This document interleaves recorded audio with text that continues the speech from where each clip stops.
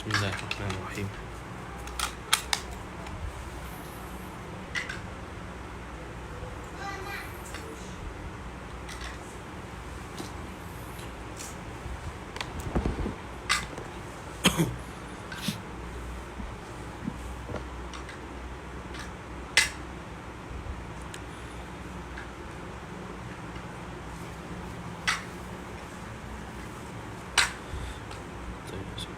Assalamualaikum warahmatullahi wabarakatuh.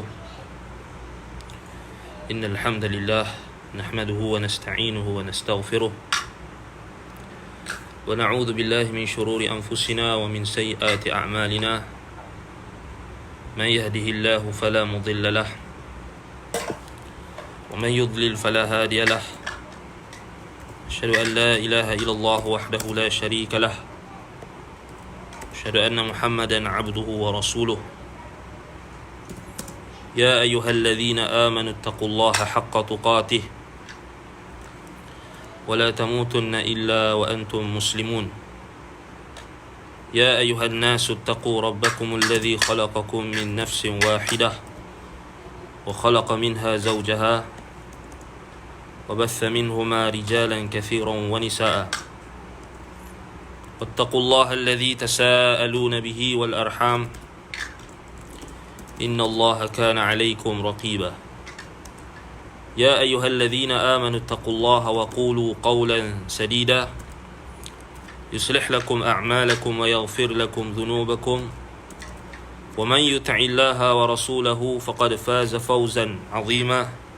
أما بعد فإن أصدق الحديث كتاب الله وخير الهدي هدي محمد صلى الله عليه وعلى آله وسلم وشر الأمور محدثاتها وكل محدثة بدعة وكل بدعة ضلالة وكل ضلالة في النار.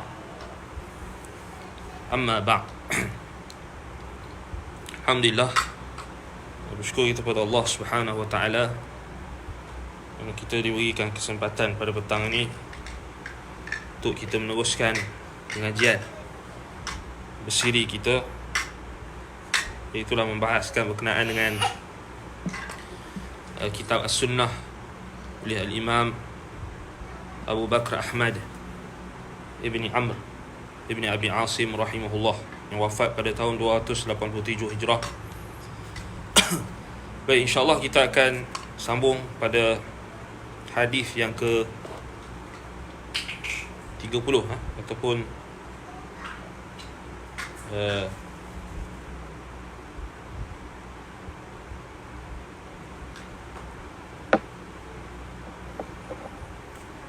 baik, hadis yang ke 43. Baik. Jadi masih lagi perbahasan kita berkenaan dengan bab zikrul bid'ah, bab penyebutan tentang bid'ah, az-zajru 'anil bid'ah. Ya, inilah larangan amaran terhadap bid'ah. Baik. Jadi kalau kita lihat sebelum ini hadis-hadis yang menjelaskan tentang bid'ah ini sangatlah banyak yang disebutkan oleh Imam Ibn Abi Asim rahimahullah. Begitulah juga ancaman-ancaman yang telah keluar daripada mulut Nabi SAW adalah perkara yang kita tidak boleh mengambil ringan. Sebab itu kalau kita lihat hadis, antara hadis yang menunjukkan Nabi SAW sangat memberi penekanan terhadap isu bid'ah ini adalah khutbatul hajah.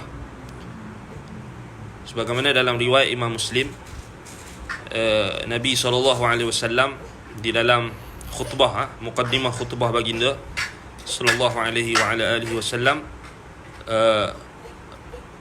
para sahabat yang meriwayatkan ucapan Nabi sallallahu alaihi wasallam, muqaddimah ucapan baginda, mereka mengatakan bahawasanya Nabi sallallahu alaihi wasallam merah mukanya dalam keadaan yang marah, dan juga seperti memberikan amaran, iaitu kepada tentera di dalam khutbatul hajah, ataupun khutbah muqaddimah khutbah Nabi sallallahu alaihi wasallam. Sebab itu di dalam hadis tersebut disebutkan Nabi sallallahu alaihi wasallam bersabda, fa inna asdaqal hadithi kitabullah wa khairal hadi hadi Muhammadin sallallahu alaihi wasallam wa syarral umuri muhdatsatuha wa kullu muhdatsatin bid'ah wa kullu bid'atin dalalah wa kullu dalalatin finnar. Dan Nabi sallallahu alaihi wasallam menyebutkan bahawasanya sebaik-baik perkataan adalah kalamullah, dan sebaik-baik petunjuk adalah petunjuk Muhammad sallallahu alaihi wasallam, dan seburuk-buruk perkara adalah perkara yang diada-adakan, dan setiap perkara yang diada-adakan di dalam agama itu adalah bid'ah, dan setiap bid'ah itu di dalam neraka. Baik, untuk siri yang ke-5 ini, anda nak khususkan perbahasan berkenaan dengan bid'ah, kerana seperti kita sedia maklum, walaupun isu berkenaan dengan bid'ah ini adalah isu yang sensitif bagi sesetengah pihak yang kenapa dia jadi sensitif, sebab bila ianya menyentuh soal amalan dan kebiasaan sesetengah masyarakat, dan yang kedua, amalan ataupun isu berkenaan dengan bid'ah ini adalah isu yang evergreen. Dia sentiasa tidak dimakan zaman lah, maksudnya sentiasa akan berlaku isu ini sehinggalah akan berlakunya kiamat nanti, kerana bid'ah ini adalah antara fitnah yang ditafsirkan oleh para ulama salaf di dalam ayat berkenaan dengan ancaman terhadap ancaman menyelisihi perintah Allah dan Rasul. Kalau kita lihat dalam Al-Quran, falyahdharil ladzina yukhalifuna an amrihi an tusibahum fitnah aw yusibahum azabun alim. Maka hendaklah berwaspada alladzina yukhalifuna an amrihi, mereka yang menyelisihi perintahnya, iaitu perintah Allah dan Rasul, an tusibahum fitnah, mereka akan ditimpa fitnah, aw yusibahum azabun alim, atau mereka akan ditimpa azab yang pedih. Sebab itu warid tafsiran daripada ulama salaf, contohnya Imam Ahmad bin Hanbal rahimahullah, Sufyan ibn Uyainah, Sufyan al-Thawri dan sebagainya. Mereka mentafsirkan fitnah yang pertama dalam ayat tersebut, antusibahum fitnah, iaitulah dengan bid'ah. So ini kenapa kita kata di dunia ini orang yang menyelisihi perintah Nabi SAW, mereka akan diuji dengan fitnah. Fitnah itulah bid'ah. Fitnah yang pertama yang disebutkan dalam ayat tersebut adalah bid'ah. Dan fitnah azab yang kedua, ataupun fitnah yang kedua adalah azab yang pedih di dalam neraka, wal iyadzubillah. Baik. Jadi insya-Allah pada kelas sesi yang kelima ini, kita akan bincang berkenaan dengan isu berkenaan dengan bid'ah, supaya menjadi jelas bagi mereka yang belum jelas, dan sebagai satu bentuk murajaah, revision bagi mereka yang sudah mengetahui. Baik, kalau kita lihat berkenaan dengan bid'ah ini, apa yang kita nak bincangkan pertama sekali adalah berkenaan dengan makna dan takrif bid'ah dari sudut lughah, dari sudut bahasa, dan juga dari sudut syarak. Baik, yang mana yang menjadi polemik di kalangan masyarakat hari ini, termasuklah mereka yang menuntut ilmu agama, termasuklah sebahagian di kalangan mereka yang menuntut ilmu agama, menjadi keliru dalam isu ini, kerana mereka tidak mentahdid makna ataupun takrif bid'ah itu dengan benar, dan mereka juga telah berpaling dari kefahaman salafus salih, dan itu adalah antara punca yang terbesar kenapa kekeliruan dan juga salah faham tentang bid'ah ini sering berlaku. Baik, kalau kita lihat ta'rif bid'ah ini ataupun makna bid'ah dari sudut lughah. Baik, bid'ah ini datang dari sudut bahasanya, datang daripada madah ataupun kata akarnya daripada 3 huruf, iaitu ba, dal dan ain. Baik, dan ianya dari sudut bahasa merujuk kepada 2 makna. Dari sudut bahasa merujuk kepada 2 makna. Yang pertama, الشيء المخترع على غير مثال سابق. الشيء المخترع على غير مثال سابق. Sesuatu yang mukhtara', yang direka, yang dicipta ataupun yang direka, yang diadakan, ala ghairi mithalin sabiqin, yang tidak mempunyai contoh yang lalu. Ini makna yang pertama, apa? Asy-syai'ul mukhtara'u ala ghairi mithalin sabiq. Sesuatu yang direka cipta, yang diada-adakan, yang tidak ada misal sebelumnya ataupun contoh sebelumnya. Antaranya apa? Dalam Al-Quran Allah Ta'ala sebut, Qul ma kuntu bid'an minar rusul. Qul ma kuntu bid'an minar rusul. Katakan wahai Muhammad, ma kuntu bid'an minar rusul. Aku bukanlah apa? Aku bukanlah rasul yang diutuskan yang tiada contoh sebelumnya. Itu maksud ayat tu kan. Qul ma kuntu bid'an minar rusul. Baik. Dalam ayat surah apa?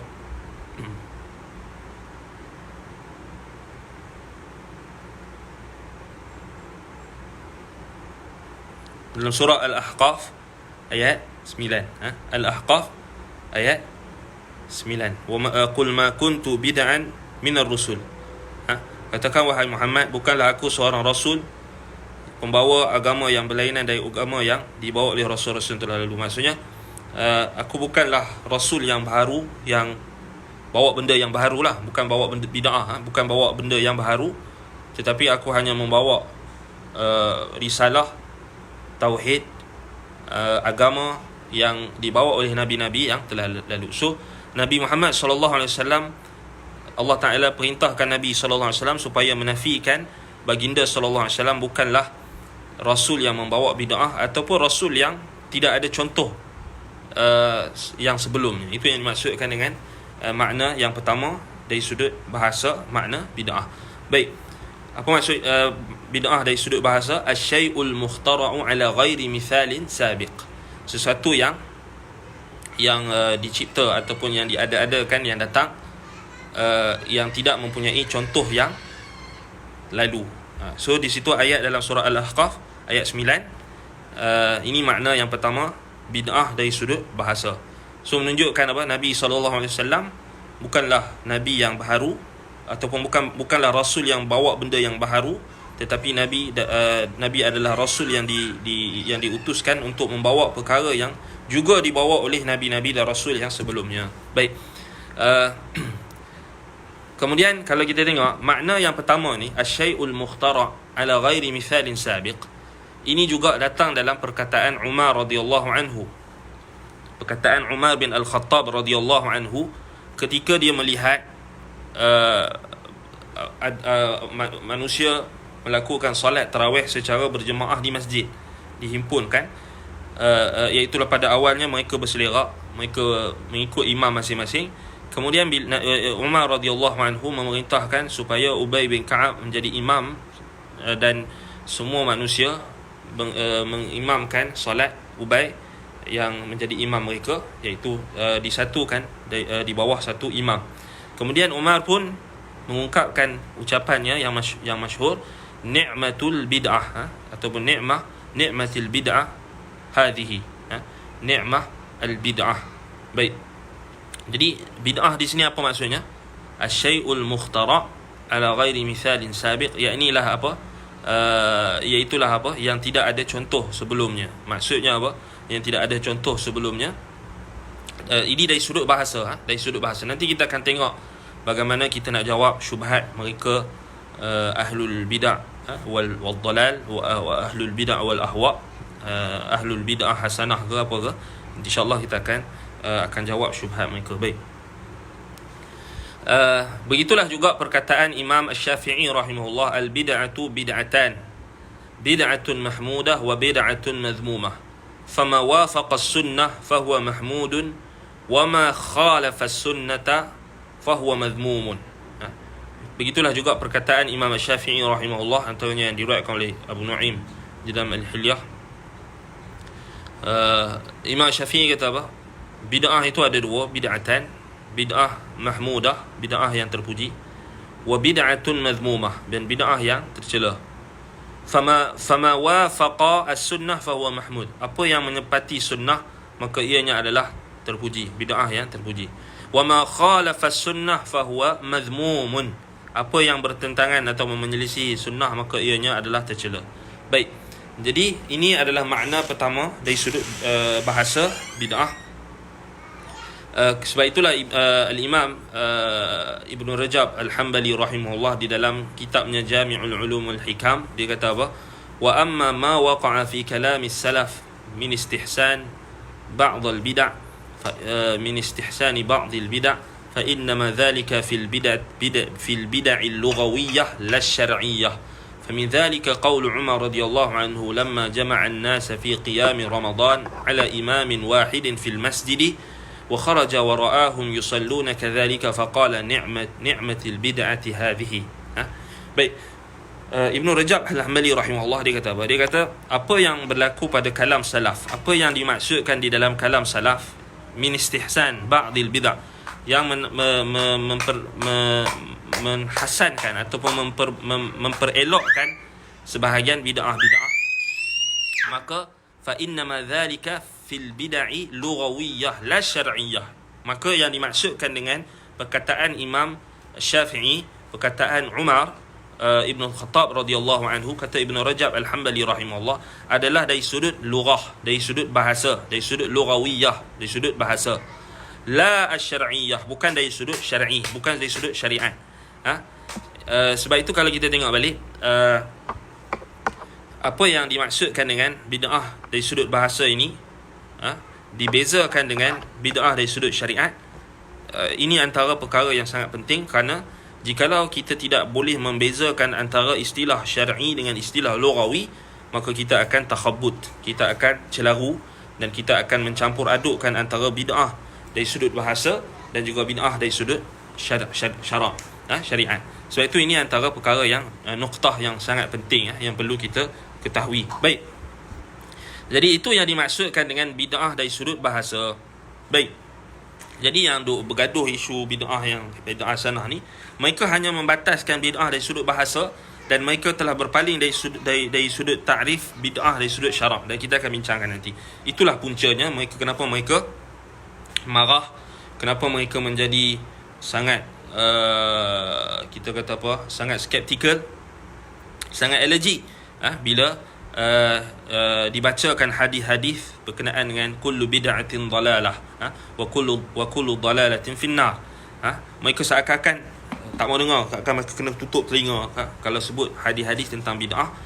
Sedangkan kalau kita mengaji di dalam akidah ahli sunnati wal jamaah, tidak sedikit hadis Nabi sallallahu alaihi wasallam, sangat banyak yang menjelaskan tentang bid'ah, yang Nabi sallallahu alaihi wasallam mentahzir bid'ah dan juga memberi ancaman yang sangat keras terhadap bid'ah. Baik. Jadi itu makna yang pertama dari sudut lughah, dari sudut bahasa. Kemudian makna yang kedua dari sudut bahasa adalah bid'ah ini bermaksud at-ta'bu wal kalal, iaitulah kita kata apa, keletihan. Antaranya apa? Antaranya perkataan orang Arab, abda'tu al-ibila idza bariktu fi at-tariq min hazal aw da aw kalal. Itu orang Arab dia kata abda'tu al-ibil atau abda'at al-ibil. Iaitulah apabila unta ini dinaiki, maka dia meletihkan unta tersebut. Baik.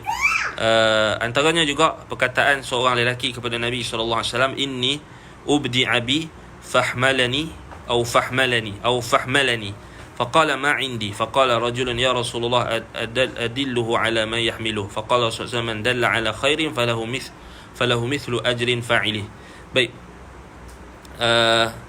Kata seorang lelaki, dia kata sesungguhnya aku telah letih, ubdi bi fahmilni faqala ma indi, maka tolonglah apa yang ataupun disebutkan sini makna hadis ini, iaitu makna bid'ah dari sudut bahasa yang kedua ni, abda'at al-ibil atau abda'tu al-ibil bada'a biha at-ta'ab ba'da an lam yakun biha, iaitulah unta itu kalau dia membawa barangan atau membawa seseorang, penunggang dan sebagainya, maka ia meletihkan unta tersebut pada yang di mana yang sebelumnya dia tidak letih.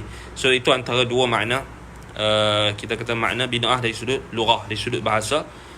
Yang pertama tadi asyai'ul mukhtara alladhi laysa ala ghairi mithalin sabiqin. Yang pertama bid'ah dari sudut bahasa maksudnya asyai'ul mukhtara'u ala ghairi mithalin sabiqin, sesuatu yang direka cipta, yang diada-adakan, yang tidak mempunyai contoh yang sebelumnya. Baik, yang kedua iaitulah at-ta'abu wal kalal, iaitulah keletihan. Keletihan itu dari sudut bahasa. Baik, kemudian kita nak lihat bid'ah dari sudut syarak. Baik, bid'ah dari sudut syarak yang sangat banyak hadis-hadis Nabi SAW yang menyebutkan tentang bid'ah ini. Antaranya hadis Al-Irbad Ibnu Sariyah radhiyallahu anhu, sebagaimana yang diriwayatkan oleh Imam Abu Daud di dalam sunannya, Ibnu Majah, At-Tirmidzi, dan kata Imam At-Tirmidzi hadza hadithun hasanun sahih, hadis ini hasan, ya, sahih. Begitulah juga di dalam kitab kita ini, iaitulah kitab As-Sunnah Ibnu Abi Asim rahimahullah, iaitulah perkataan ataupun sabda Nabi sallallahu alaihi wasallam, wa iyyakum wa muhdatsatil umur fa inna kulla muhdatsatin bid'ah wa kulla bid'atin dalalah. Waspadalah kalian daripada muhdatsatil umur, perkara-perkara yang baharu diada-adakan. Muhdatsatil umur, perkara-perkara baharu yang diada-adakan. Fa inna kulla muhdatsatin bid'ah, kerana setiap perkara yang baharu diada-adakan itu adalah bid'ah. Wa kulla bid'atin dalalah, dan setiap bid'ah itu adalah sesat. Baik, jadi ini hadis Al-Irbad Ibnu Sariyah radhiyallahu anhu, baik, menjelaskan kepada kita makna bid'ah dari sudut syar'i, dari sudut syarak. Baik, hadis yang kedua, hadis Jabir bin Abdullah radhiyallahu anhu, iaitulah hadis yang kita sering dengar dan kita sering baca di dalam khutbatul hajah, dan kalau kita dengar khatib ataupun asatidah akan membacakan khutbah al-hajah ketika memulakan khutbah ataupun memulakan pengajaran mereka, iaitulah sabda Nabi sallallahu alaihi wasallam, inna asdaqal hadith kitabullah wa ahsanul hadi hadiyu Muhammadin wa syarrul umur muhdatsatuha wa kullu muhdatsatin bid'ah wa kullu bid'atin dalalah wa kullu dalalatin finnar. Sebaik-baik perkataan, sebenar-benar perkataan adalah kitabullah, dan sebenar-benar ataupun sebaik-baik petunjuk adalah petunjuk Muhammad sallallahu alaihi wasallam. Seburuk-buruk perkara adalah muhdatsatuha, perkara yang diada-adakan, muhdatsatuha, yang baharu yang diada-adakan. Wa kullu muhdatsatin bid'ah, setiap perkara yang baharu diadakan itu adalah bid'ah. Wa kullu bid'atin dalalah, dan setiap bid'ah itu sesat. Wa kullu dalalatin finnar, dan setiap kesesatan itu tempatnya di dalam neraka, di dalam neraka. Baik, jadi itu hadis Jabir Ibnu Abdullah radhiyallahu anhu. Baik, kalau kita lihat hadis, dua hadis ini, maka kita dah nampak di sini ada dua istilah yang disebutkan oleh Nabi sallallahu alaihi wasallam. Pertama, muhdatsatil umur dengan bid'ah, ihdath dengan bid'ah. Muhdatsatil umur daripada ahdatha yuhdithu ihdathan, ahdatha yuhdithu ihdath. Muhdatsat yakni jamak dia kita kata perkara yang baharu diada-adakan. Baik, so di sini kalau kita tengok dua hadis ni, hadis Al-Irbad Ibn Sariyah dan juga hadis Jabir Ibn Abdullah yang diriwayatkan oleh Imam An-Nasa'i, Imam Muslim dan sebagainya. Baik, keduanya menjelaskan kepada kita bid'ah dari sudut syarak. Iaitulah apa? Dia ada dua istilah yang kita kena lihat. Iaitulah apa? Al-bid'atu hiyal muhdatsah. Iaitulah perkara yang baru diadakan. Kemudian kita kena tengok dalam hadis yang lain yang menjelaskan tentang apa maksud ataupun apa makna ihdath. Apa maksud benda baru yang diadakan. So kita kena refer pada hadis yang berikutnya, antaranya hadis Aisyah radhiyallahu anha, iaitulah Nabi sallallahu alaihi wasallam, man ahdatha fi amrina hadha laysa ma laysa minhu fahuwa raddun. Man ahdatha fi amrina hadha ma laysa minhu fahuwa raddun. Maksudnya, barang siapa yang mengada-adakan, man ahdatha fi amrina, di dalam urusan kami. Maksud urusan kami di sini adalah agama kami, syariat kami. Ma laysa minhu, apa yang tidak ada asal ataupun apa yang tiada asal darinya. Ma laysa asla minhu, itu maksudnya. Man ahdatha fi amrina hadha ma laysa minhu fahuwa raddun. Barang siapa yang mengada-adakan di dalam urusan kami, yakni urusan agama, ma laysa minhu, yang tiada asal darinya, dari agama tadi, fahuwa raddun ay mardudun, itulah ianya tertolak, amalan tersebut adalah tertolak. So di sini cuma Nabi SAW cerdik daripada geng-geng ahlul bid'ah wal ahwa dan juga ahlul bid'ah hasanah ni. So Nabi SAW bagi tahu apa? Hadis ni cukup. Hadis ni sebenarnya boleh bantah semua ahlul bid'ah. Semua boleh bantah semua ahlul bid'ah hasanah yang ada.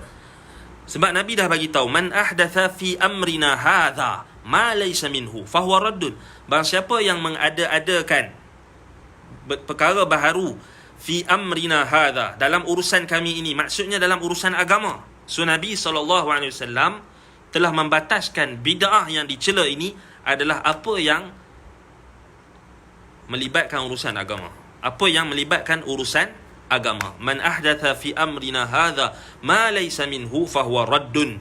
So apa sahaja perkara baharu yang diada-adakan di dalam urusan agama kami, di dalam urusan syariat kami, fi amrina hadha ini, ma laysa minhu, yang tiada sandaran dan tiada tiada asal daripada agama ini, maka ianya tertolak. Baik, dalam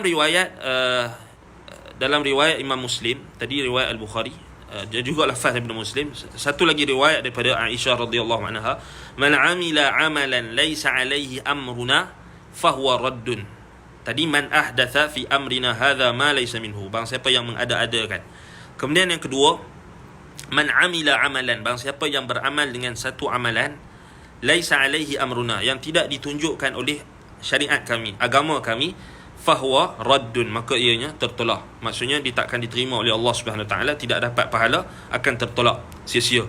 Baik, jadi kalau kita tengok balik, inilah yang dimaksudkan dengan bid'ah dari sudut syariat. So Nabi SAW membataskan bid'ah dalam syariat ni adalah dalam urusan agama. Jadi janganlah jadi mangkak sangat. Tahu mangkak? Mangkak ni bila kita kata bid'ah, dia kata tak perlu pakai handphone, tak perlu pakai Facebook, tak perlu pakai laptop, tak perlu pakai ni bid'ah. Tak perlu pakai earphone, bid'ah. Tak perlu pakai Facebook, ni bid'ah. Janganlah jadi mangkak sangat kan. Geram tu kan. Jangan jadi mangkak sangat. Tak boleh bezakan antara ta'rif syar'i dengan ta'rif lughawi, ta'rif bahasa dengan ta'rif syariat. Sebab itu kita katakan Nabi SAW yang dimaksudkan dengan bid'ah di dalam syariat ini, atau bid'ah yang dicela oleh Nabi SAW, yang Nabi kata kullu bid'atin dalalah, setiap bid'ah itu adalah sesat, wa kullu dalalatin finnar, dan setiap yang sesat itu dalam neraka. Yang dimaksudkan oleh Nabi SAW adalah bid'ah di dalam agama, bid'ah dalam urusan agama. Sebab itu bid'ah dalam urusan dunia, macam handphone ni, macam Facebook yang kita pakai, macam earphone yang kita pakai ni semua, ini adalah apa? Bid'ah dari sudut lughah, bid'ah dari sudut bahasa, dan ianya kita kata bolehlah kita kata hasanah, baik kan? Bawa kereta, naik kereta, bid'ah lah, bid'ah yang baik, bid'ah hasanah. Sebab apa? Bid'ah dari sudut bahasa dan juga bid'ah yang berlaku dalam urusan dunia. So kena fahamlah hadis Nabi SAW, hadis Aisyah radhiyallahu anha ni sebenarnya adalah jawapan untuk orang-orang yang mangkang tadi kan, yang apa? Yang tak reti bahasa. Yang tak reti bahasa, kerana Nabi SAW membataskan urusan bid'ah yang dicela ini adalah apa? Man ahdatha fi amrina hadha, iaitu dalam urusan agama, dalam urusan kami. Urusan kami di sini maksudnya min dinina. Apa yang menjadi agama kami, urusan agama. Sebab itu kita kata terkeluarlah daripadanya urusan dunia. Kalau kita nak buat kereta terbang ke, nak buat kek ke, bid'ah tak? Bid'ah. Sebab apa? Syai'ul mukhtara' ala ghairi mithalin sabiq, sesuatu yang diada-adakan yang tidak ada contoh sebelumnya. Itu dari sudut bahasa. Handphone, adakah handphone ini adalah bid'ah? Handphone adalah bid'ah kerana tidak ada contoh yang sebelumnya, yang diada-adakan, baru diadakan. Tetapi adakah handphone ini adalah bid'ah yang dimaksudkan oleh Nabi masuk neraka? Tidak, jawapannya tidak. Begitulah juga earphone ni, begitulah juga kereta-kereta yang kita naik. Itu adalah bid'ah dari sudut lughah, dari sudut bahasa. Itu kalau kita nak kata hasanah, ialah hasanah, baiklah, kerana memberi manfaat untuk kita, untuk urusan dunia kita. So kita kena faham hadis Aisyah radhiyallahu anha yang diriwayatkan oleh Imam Al-Bukhari, Muslim dan juga Abu Daud dan sebagainya, itu adalah kata putus yang membezakan antara orang yang tidak boleh membezakan antara bid'ah dalam urusan dunia dan bid'ah dalam urusan agama. Baik, itu habis-habis. Tak tahulah anda nak bagi contoh apa lagi. Banyak sangat contoh. Contoh dunia, benda dunia ni sangat banyak lah. Sebab itu kalau ada orang yang masih lagi tak faham, maksudnya dia kena, tak tahulah kata kena mungkin dia orang nanti dah habis kuarantin ataupun orang dah habis PKP ni, dia kena lagi duduk dalam rumah, tak boleh keluar lah kot. Sebab apa? Sebab tak faham. Baik. Kemudian kalau kita rujuk kepada hadis-hadis Nabi SAW yang kita bacakan, hadis Al-Irbad Ibn Sariyah, hadis Jabir, kemudian hadis Aisyah radhiyallahu anha, maka kita akan melihat bahawasanya bid'ah ni ada 3 quyud. Maksud 3 quyud, ada 3 ikatan. Maksudnya kita boleh kata 3 rukun. So apa rukun bid'ah? Ni penting. So kita kena tahu apa rukun bid'ah. Sebelum kita nak kata benda tu bid'ah, apa rukun dia? Maksud rukun apa? Maksudnya sesuatu yang menjadi asas. Yang kalau tak ada benda ni, dia takkan jadi bid'ah. Dia mesti kena ada 3 perkara. Dia mesti kena ada 3 perkara. Baik. Apa basic, apa ataupun base, apa sandaran, apa asas ketiga-tiga perkara ni? Iaitulah empat hadis dan juga ataupun 5 hadis yang kita bacakan pada awal tadi. Hadis Al-Irbad Ibn Sariyah, wa iyyakum muhdatsatil umur fa inna kulla muhdatsatin bid'ah, dan juga hadis Jabir bin Abdullah radhiyallahu anhu, fa inna khairal hadi Muhammad sallallahu alaihi wasallam wa syarrul umuri muhdatsatuha wa kullu muhdatsatin bid'ah wa kullu bid'atin dhalalah. Kemudian hadis Ummul Mukminin Aisyah radhiyallahu anha, man ahdatsa fi amrina hadza ma laysa minhu man amila amalan laysa alaihi amruna fahuwa raddun. Baik, ini asasnya. Jadi kena faham apa rukun bid'ah, apa perkara yang kalau dia ada maka dia akan jadi bid'ah, ataupun kita kata dia takkan jadi bid'ah melainkan kena ada 3 perkara ni. Yang pertama, al-ihdath. Al-ihdath, perkara baharu yang diada-adakan. Yang baharu yang diada-adakan, kita balik pada makna bahasa tadi, asy-syai'ul mukhtara'u alladhi ala ghairi mithalin sabiq, sesuatu yang direka, sesuatu yang dicipta, yang tidak ada, yang baharu, yang tidak ada contoh sebelumnya. Baik, itu pertama. So kita nak tengok dari sudut apa? Syariat. Yang kedua, jadi rukun yang pertama al-ihdath, diada-adakan. Maksud diada-adakan apa? Tidak ada mithal as-sabiq, tidak ada contoh yang terdahulu. Baik. Yang kedua, an yudaf hadha al-ihdath ila ad-din.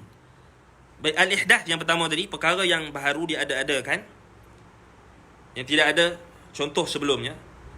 Rukun yang pertama. Rukun yang kedua, ihdath yang pertama tadi itu mestilah disandarkan kepada agama.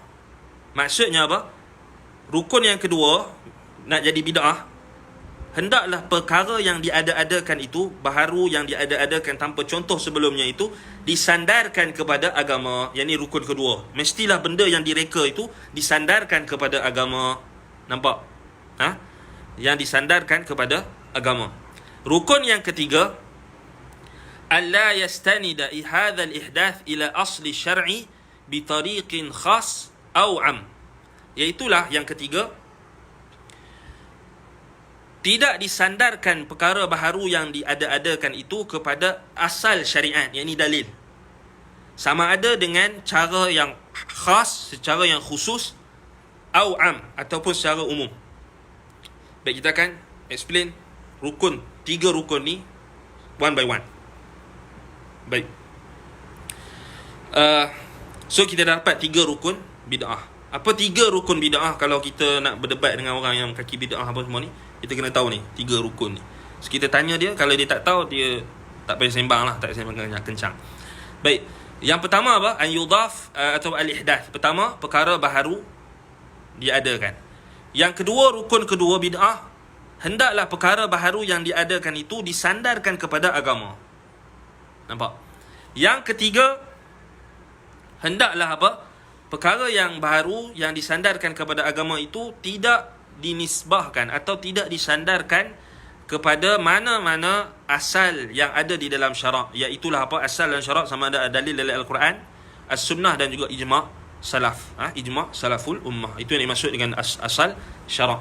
Baik, sama ada secara khusus ataupun umum. Baik, kita akan tengok satu-satu dalil rukun, ketiga-tiga rukun ni. Yang pertama, al-ihdath. Baik, dalil yang menunjukkan rukun pertama bagi bid'ah ini, al-ihdath, dalil dia apa? Hadis Aisyah radhiyallahu anha, man ahdatha. Dan hadis Jabir bin Abdullah, wa kullu muhdatsatin bid'ah. So ini dalil rukun bid'ah yang pertama, hendaklah perkara itu baharu yang diada-adakan. Dalilnya, man ahdatha, barang siapa yang mengada-adakan perkara baharu. Kemudian Nabi SAW kata, setiap perkara baharu di dalam agama ini adalah bid'ah. Baik. Yang dimaksudkan dengan ihdath, al-ityanu bil amril jadidil mukhtara' alladhi lam yusbaq ila mithlihi. Fayadkhulu fihi kullu mukhtara'in madhmuman kana aw mahmudan fi ad-din kana aw fi ghairihi. Baik, yang dimaksudkan dengan ihdath di sini adalah mendatangkan satu urusan ataupun satu perkara baharu yang dicipta, yang direka, yang tidak ada misal, tidak ada contoh sebelumnya, maka termasuklah di dalamnya sama ada yang baik ke, yang buruk ke, dalam agama ke ataupun yang tidak dalam agama ke, handphone ni ke, termasuk dari apa? Bid'ah lah kan? Bid'ah dari sudut bahasa. Kalau kita tengok benda yang baharu yang diadakan tanpa ada contoh sebelumnya. Baik. Itu yang pertama. Yang kedua, kita tengok sebelum kita bincangkan rukun yang kedua ni, kita nak tengok, maka terkeluarlah daripada apa? Ihdath yang pertama ni, rukun pertama ni, terkeluarlah apa? Apa yang tidak ada, bukan perkara baharu dalam agama, yang ada asal, yang ada dalil. Contohnya apa? Contohnya melakukan syiar-syiar agama seperti solat 5 waktu, puasa bulan Ramadan, kemudian seperti buat urusan-urusan yang mubah, yang harus, seperti makan, minum, makan makanan yang direka-reka ke, makan burger yang moden burger yang alaf baru punya ke, makanan yang macam sekarang ni tengah PKP ni semua orang buat macam-macam jenis apa, makanan, minuman ke apa, dia nak buat bid'ah dalam makanan, silakan. Itu dialu-alukan. Macam orang yang nak cari vaksin untuk menjadi ubat bagi virus COVID, untuk melawan virus COVID-19 ni, itu dialu-alukan untuk dia buat bid'ah dalam urusan dunia. Ataupun dia nak buat apa-apa saja benda dalam urusan dunia, disilakan. Yang penting tidak bercanggah dengan asal syariat dan juga tidak bercanggah dengan peraturan lah. Baik, dan semisalnya apa sahaja yang kita kata tak termasuklah, kalau kita kata solat, zakat, puasa, haji, dia tak termasuklah dalam ihdath kerana dia ada asalnya dalam syariat. Begitulah juga makan dan minum. Allah Ta'ala perintahkan kita kulu washrabu, makan dan minumlah. kulu minat tayyibat, makanlah daripada benda-benda yang baik. Semua itu terkeluar daripada makna ihdath, tak termasuk. Baik. Baik. Jadi itu ihdath. So ada soalan untuk menguji kita. Adakah Facebook bid'ah? Tidak. Jawapannya tidak. Siapa jawab Facebook bid'ah? Dia kena tafsir lah. Apa maksud bid'ah? Adakah Facebook ni bid'ah dalalah? Tidak. Jawapannya Facebook adalah bid'ah hasanah. Bid'ah yang baik. Kerana dari sudut bahasa, ianya adalah perkara yang diada-adakan, yang tidak disandarkan kepada agama. Tetapi bila Facebook boleh jadi bid'ah? Bila Facebook boleh jadi bid'ah? Bila contohnya, kita kena faham juga.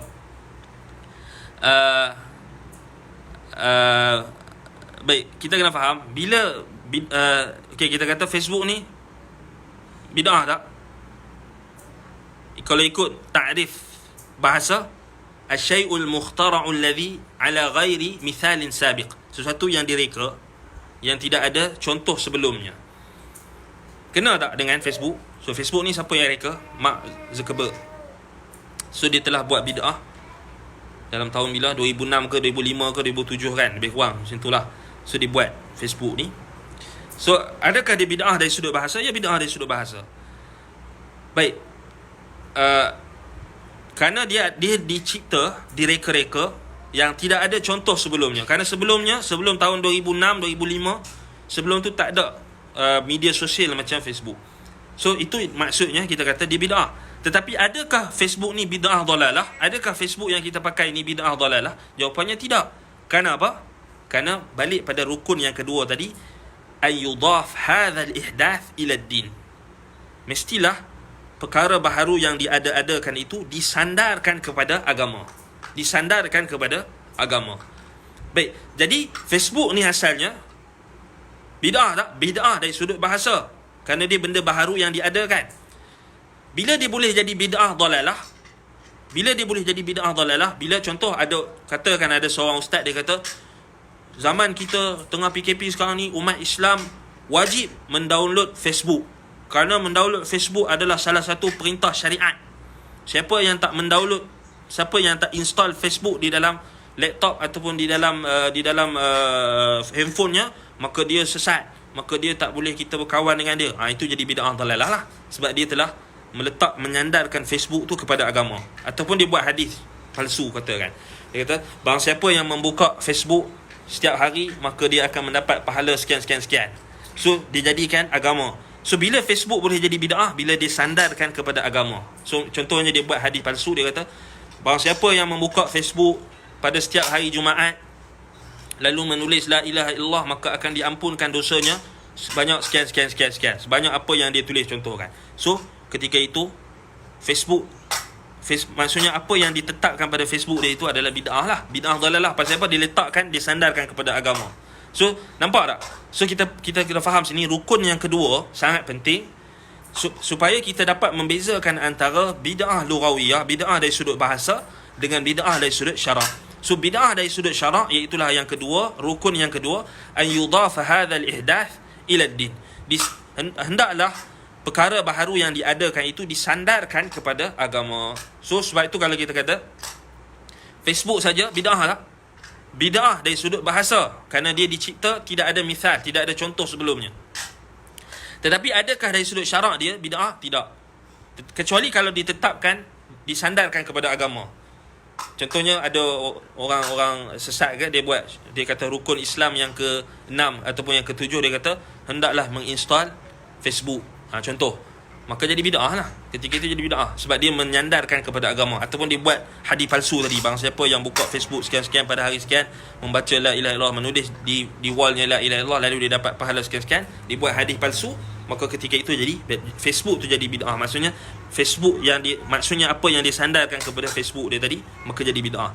So anda tak mau nak merumitkan lagi. So kita kena faham dalam urusan agama, maka kalau kita buat benda baharu yang tidak ada asal dari syariat, maka dia jadi bid'ah dalalah. Adapun dalam urusan dunia, maka itu ikut suka hati kita. Antum a'lamu bi umuri dunyakum. Nabi SAW kata, kalian lebih mengetahui tentang urusan dunia kalian. So dalam urusan dunia, kita nak reka cipta apa saja pun, kita terbang ke Facebook ke, nak reka apa ke, maka itu dibolehkan. Tetapi dalam syariat, kita akan bincang nanti, tidak boleh kita reka-reka cipta amalan ataupun akidah ataupun pemikiran baharu yang tidak ditunjukkan oleh Al-Quran dan juga Sunnah. Baik, ada soalan kat sini. Ustaz, boleh tak kita fahami bahawa kisah Sayyidina Umar dan dengan tarawih berjemaah terkeluar dari makna ihdath? Baik, dia adalah dia tak terkeluar dari makna ihdath lughawi. Dia tak terkeluar daripada makna dari sudut bahasa. Sebab itu diberikan contoh oleh para ulama, antaranya Imam Ibn Rajab Al-Hambali rahimahullah dalam Jami'ul Ulum wal Hikam, ia merujuk kepada apa? Lughawi, merujuk kepada bahasa. Adapun syariat, dari sudut syariat, maka dia tak termasuk, dia terkeluar daripada makna syariat.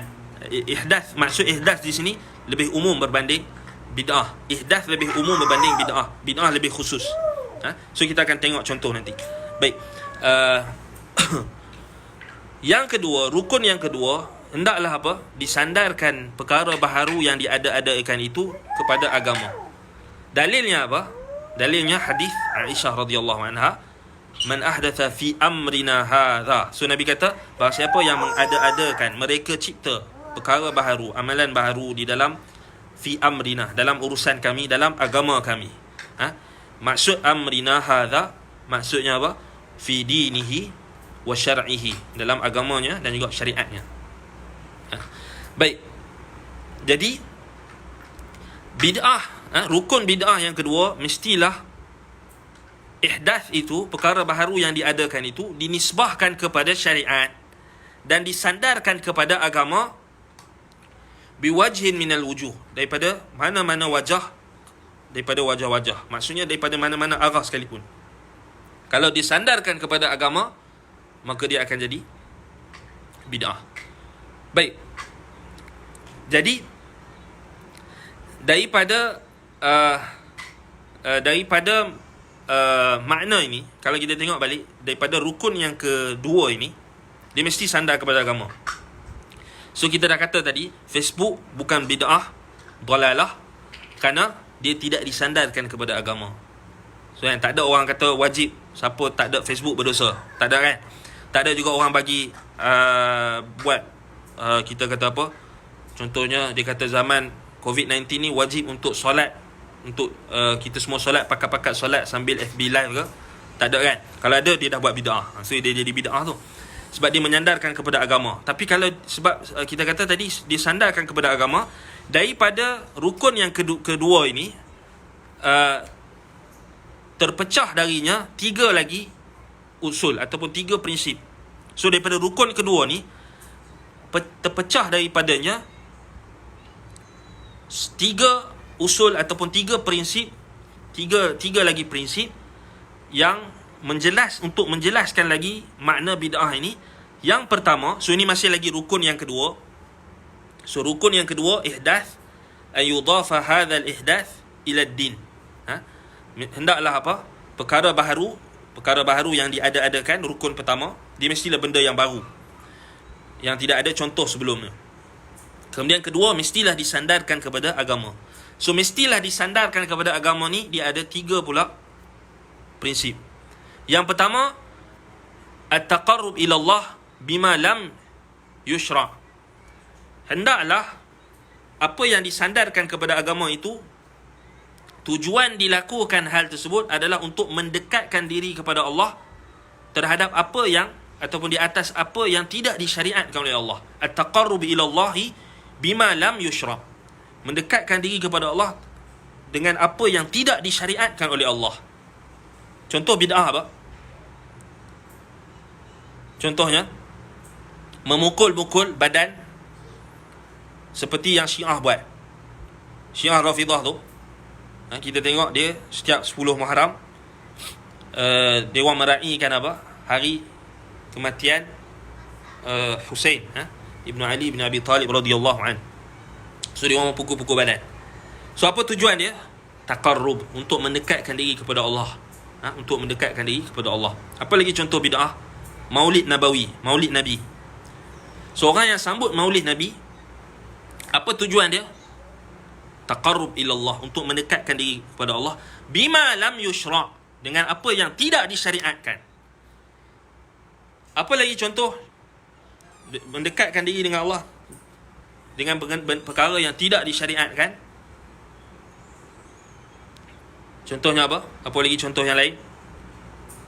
Contohnya menghidupkan malam nisfu Sya'ban dengan amalan-amalan yang tertentu yang tidak disyariatkan oleh Nabi SAW ataupun tidak disyariatkan oleh Allah dan Rasul. Jadi itu kenapa? Tujuannya adalah untuk taqarrub, untuk taqarrub ilallah. Baik. Yang kedua, daripada rukun yang kedua, daripada rukun yang kedua tadi pecah tiga lagi, daripada rukun yang kedua terpecah daripadanya 3 prinsip. Prinsip yang pertama ataupun usul yang pertama, asas yang pertama, hendaklah bid'ah yang disandarkan kepada agama ataupun amalan ataupun perkara yang disandarkan kepada agama itu tujuannya adalah untuk mendekatkan diri kepada Allah dengan apa yang tidak disyariatkan. Ahsan, haul, contohnya sambut haul ataupun keluar 4 bulan. Baik, tengok contoh. Tengok contoh. Baik, yang kedua, daripada rukun yang kedua, asas yang pertama tadi, hendaklah perkara tersebut dilakukan kerana untuk mendekatkan diri kepada Allah. So terkeluarlah daripada dia maksiat. Maksiat maksudnya contoh orang minum arak. Adakah dia minum arak tu niat nak mendekatkan diri kepada Allah? Tidak, kan? Dia tahu dia minum arak tu, dia tahu dia apa? Dia berdosa. Dia tahu tu dosa besar, dia akan bertaubat. Baik, tetapi berbeza dengan orang yang contohnya berzikir sambil menyanyi ataupun berzikir dengan alat-alat muzik. Contoh bid'ah lagi, berzikir dengan alat-alat muzik. Tujuannya untuk apa? Untuk mendekatkan diri kepada Allah, untuk mengingati Allah. Lalu dia main muzik sambil berzikir. Apa tujuan dia? Tujuan dia untuk mendekatkan diri kepada Allah dengan apa yang tidak disyariatkan oleh Allah. So Allah dan Rasul tak pernah syariatkan berzikir dengan muzik, berzikir dengan nyanyian ataupun alat-alat muzik, tetapi dibuat juga dengan tujuan untuk mendekatkan diri kepada Allah. So itu bid'ah, kan? Yang kedua, al-khuruju ala nizamiddin. Yang kedua, dia terkeluar daripada sistem agama, dia terkeluar daripada disiplin agama, dia terkeluar daripada prinsip agama. Yang kedua, dia terkeluar daripada prinsip agama. Maksudnya apa? Contohnya, macam apa? Orang yang berzikir berzikir dengan muzik tadi, dia telah terkeluar daripada prinsip agama. Kerana apa? Di dalam agama kita, prinsip yang jelas tentang zikir ini, hendaklah zikir itu diungkapkan dengan merendahkan suara. Wadhkur rabbaka fi nafsika tadarruan. Hendaklah kamu menyebut nama Allah, berzikir menyebut nama Allah ni dengan khusyuk, dengan tadarru'. Dunal jahri minal qawli bil ghuduwi wal asal, tanpa kita mengeraskan suara. Jadi bila dia berzikir dengan alat-alat muzik, maka dia telah terkeluar daripada prinsip agama tadi, iaitulah perintah supaya kita merendahkan suara dan perintah supaya kita berzikir dalam keadaan tadarru', dalam keadaan khusyuk, dalam keadaan patuh tunduk kepada Allah Subhanahu Wa Taala. So sebab itu bid'ah ini dia adalah apa? Asas yang kedua, al-khuruju ala nizamiddin. Dia telah keluar daripada prinsip agama. Baik. Contoh yang lain, sambut Maulid Nabi. Okey. Maulid Nabi SAW, bila Nabi lahir, tak sepakat. Ulama tak sepakat. Ada yang kata 8 Rabiul Awal, ada yang kata 9 Rabiul Awal, ada yang kata 10 Rabiul Awal, bahkan ada yang kata awal lagi sebelum tu. Tetapi jumhur ulama mengatakan 12 Rabiul Awal. Baik. Ala kuliah dia tak sepakat, tak sepakat. Tetapi yang sepakat, Nabi SAW wafat pada 12 Rabiul Awal, hari Isnin. Tetapi yang kita kata yang ada khilaf, iaitulah hari kelahiran Nabi. Walaupun yang sahihnya Nabi dilahirkan pada 12 Rabiul Awal berdasarkan athar Jabir bin Abdullah dan juga Abdullah bin Abbas radhiyallahu anhuma. Baik. Tetapi adakah Nabi SAW menyambut kelahirannya? Tidak. Tidak ada satu riwayat yang menunjukkan Nabi menyambut kelahirannya, tetapi apa yang datang dalam hadis, antaranya dalam riwayat Imam Muslim, Nabi SAW berpuasa pada hari Isnin. Kemudian sahabat tanya, "Ya Rasulullah, kenapa engkau berpuasa hari Isnin?" Maka Nabi SAW bersabda, hari Isnin ni adalah hari aku dilahirkan. So Nabi SAW berpuasa pada hari Isnin. Dalam kaedah syarak, dalam nizamuddin, dalam prinsip agama juga, ihtifal ataupun perayaan, al-Eid, perayaan, antara ciri-ciri perayaan dalam agama, dalam syariat kita, setiap perayaan yang disyariatkan oleh Allah Subhanahu Wa Taala diharamkan untuk berpuasa pada hari tersebut. Contohnya hari raya Aidul Fitri dengan hari raya Aidul Adha, hari raya haji dengan hari raya puasa. So inti antara nizamuddin, prinsip, maksudnya disiplin agama, prinsip agama. Perayaan dalam syariat kita diharamkan untuk berpuasa. Sebab itu kita diharamkan untuk berpuasa pada hari raya puasa dan hari raya haji. Kalau orang menyambut Maulid Nabi, nampak? Kenapa dia boleh jadi bid'ah? Dia telah mensyariatkan sesuatu yang tidak disyariatkan. Sepatutnya dia berpuasa hari Isnin kan? Bukannya dia sambut 12 Rabiul Awal tu. Kerana Nabi tak pernah sambut. Kemudian bila dia sambut, dia kena makan lah. Dia tak boleh puasa. Dia kena makan. Kan? Jadi macam mana? Dia bercanggah dengan, dia terkeluar daripada sistem syariat yang menyatakan perayaan-perayaan yang disambut di dalam Islam diharamkan untuk kita berpuasa. Hari raya, dalilnya hari raya haji, hari raya puasa, kita diharamkan untuk berpuasa. So menunjukkan Maulid Nabi bukan syariat. Kerana bila orang sambut, dia makan. Sama juga hari Ashura, Syiah sambut kan. Dia sambut. Kita orang ahli sunnah, kita tak sambut. Kita berpuasa pada hari tersebut kerana ikut sunnah. Tu beza dia. Tapi orang Syiah, dia sambut hari Ashura pasal dia sambut, pasal bagi dia perayaan. Tapi kita tak sambut hari Ashura. Kita tak merayakan hari Ashura. Sebab itu kita puasa hari Ashura. Sebab apa? Sebab antara prinsip syariat, hari raya tak boleh kita puasa.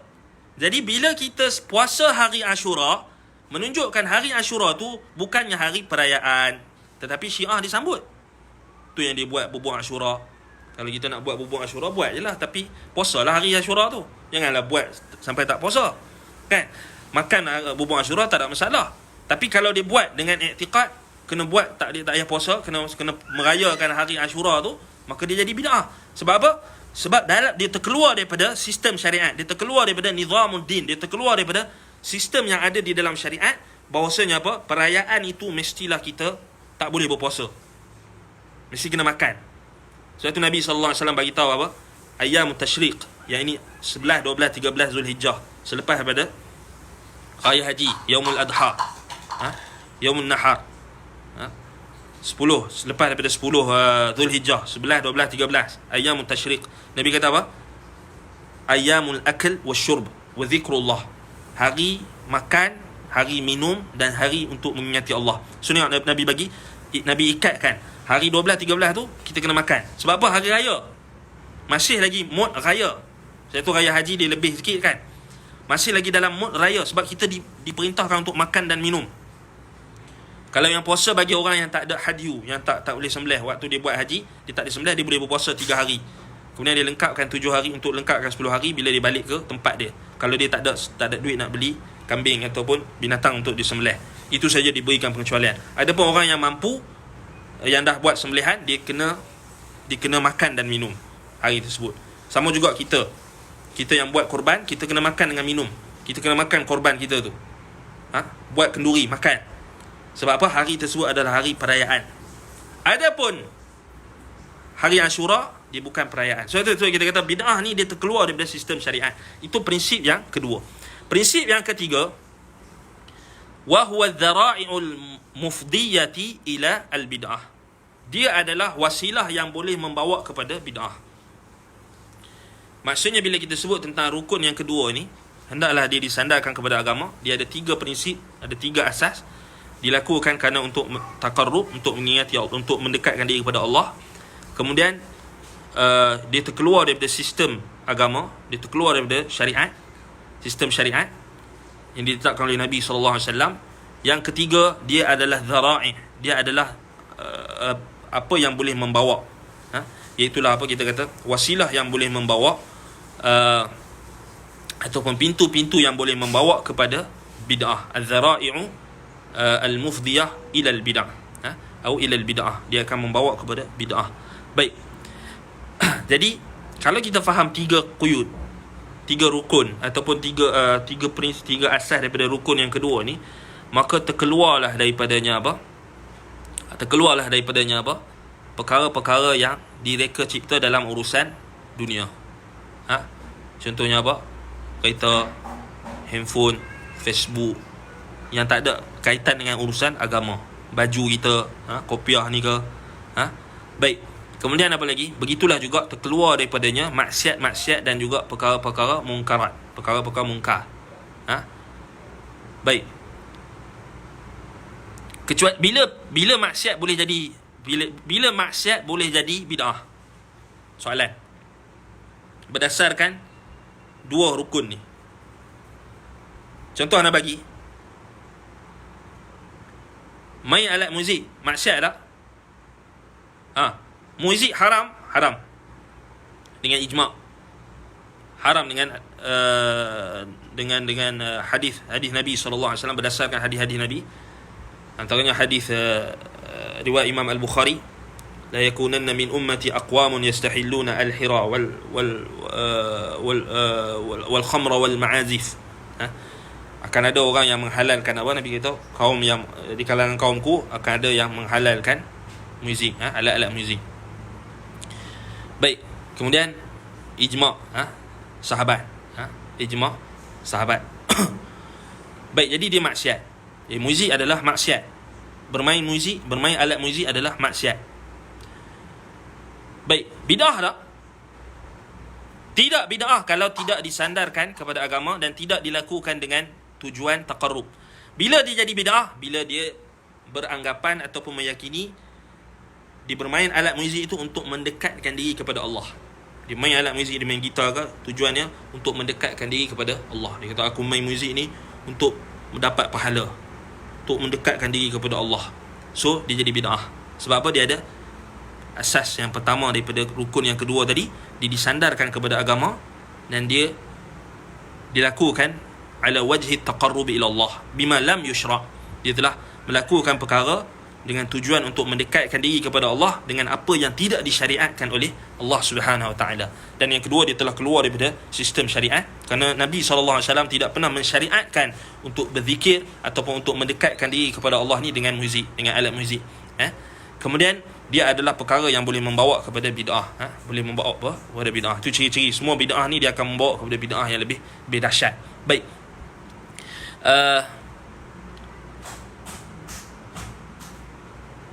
Apa maksud dia boleh membawa kepada bid'ah? Maksudnya kita kena faham, dia boleh membawa kepada sangkaan orang ramai bahawasanya ia adalah agama. Itu maksud. Bila kita sebut tiga rukun yang kedua tadi, ada 3 kan, 3 cabang ataupun 3 asas tadi, 3 prinsip atau 3 asas. Dia dilakukan ala wajhi taqarrub ila Allah bima lam yushra'. Dia dilakukan dengan tujuan untuk mendekatkan diri kepada Allah dengan apa yang tidak disyariatkan.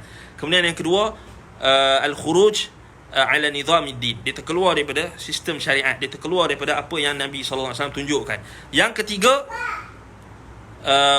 wa huwa dhara'i'u al-mufdiyati ilal bid'ah. Dia adalah wasilah ataupun pintu-pintu yang boleh membawa kepada bid'ah. Apa maksud pintu-pintu yang boleh membawa kepada bid'ah? Maksudnya dia boleh membawa kepada sangkaan orang bahawasanya itu adalah agama. Contohnya mudah, Maulid Nabi. Hari ni betapa ramai orang masyarakat hari ni yang menganggap kalau tak sambut Maulid jadi tak sunnah.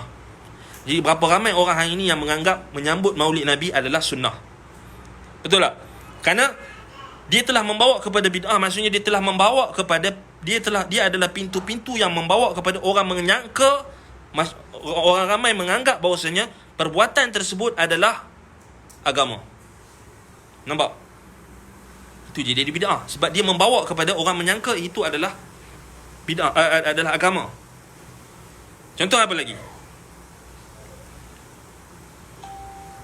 Keluar 40 hari berdakwah, khuruj, macam Abdul Rahman sebut. Sebab apa dia jadi bid'ah? Sebab dia ada ketiga-tiga ciri tadi. Dia ada ketiga-tiga prinsip tadi ataupun asas tadi. Dilakukan kerana tujuan untuk mendekatkan diri kepada Allah. Sebab tu kalau kita tanya dia orang yang keluar 4 bulan ke 6 bulan ke berapa hari ke 40 hari ke, dia tak akan kata saya nak keluar ni saja-saja ataupun saya nak keluar ni makan angin. Dia kata saya nak mendekatkan diri kepada Allah, nak dapat pahala. Nampak? Tetapi dia tak ikut apa yang Nabi SAW tetapkan. Dia buat cara baru. Nabi tak pernah letakkan berapa hari sekian. Dia ikut apa? Dia ikut pemimpin dia. Dia ikut dia punya tok guru dia. Dia ikut dia punya jamaah, dia punya ketetapan. So nampak dia jadi bid'ah. Kemudian dia membawa kepada bid'ah, dia membawa kepada sangkaan dia sendiri dan orang lain bahawasanya itulah agama. Sehingga menyebabkan bagi dia orang yang tak keluar 40 hari tak melakukan dakwah. So nampak? Sebab itu kita kata itu contoh yang menunjukkan ketiga-tiga asas atau ketiga prinsip yang berada di bawah rukun yang kedua, hendaklah dia disandarkan kepada agama, dilakukan kerana tujuan untuk mendekatkan diri kepada Allah, dia keluar daripada sistem syariat. Kemudian dia adalah wasilah ataupun dhara'i, dia adalah pintu-pintu yang boleh membawa kepada sangkaan orang bahawasanya hal tersebut adalah agama. Kita bagi contoh yang lain. Kena banyakkan contoh. Membaca zikir secara jama'i ataupun membaca Al-Quran secara jama'i, membaca Al-Quran beramai-ramai serentak dengan satu suara, ataupun adanya tekong. Berzikir adanya tekong, dipanggil zikir jama'i lah. Baik, cuba kita praktikkan, kita tatbik pada tiga prinsip tadi. Dia disandarkan kepada agama kan, rukun yang kedua. Baik, dia adalah apa? Perkara yang dilakukan dengan tujuan untuk mendekatkan diri kepada Allah. Kemudian yang kedua, dia terkeluar daripada sistem syariat. Kenapa terkeluar daripada sistem syariat? Kerana perbuatan berzikir beramai-ramai.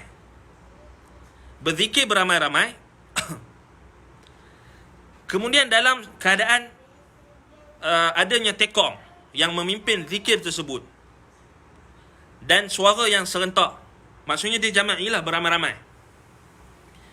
Datang dalam musnad ataupun dalam sunan ad-Darimi ataupun musnad ad-Darimi, riwayat dari Abdullah bin Mas'ud radhiyallahu anhu dan juga Abu Musa al-Asy'ari dan juga Abdullah bin Mas'ud radhiyallahu anhu.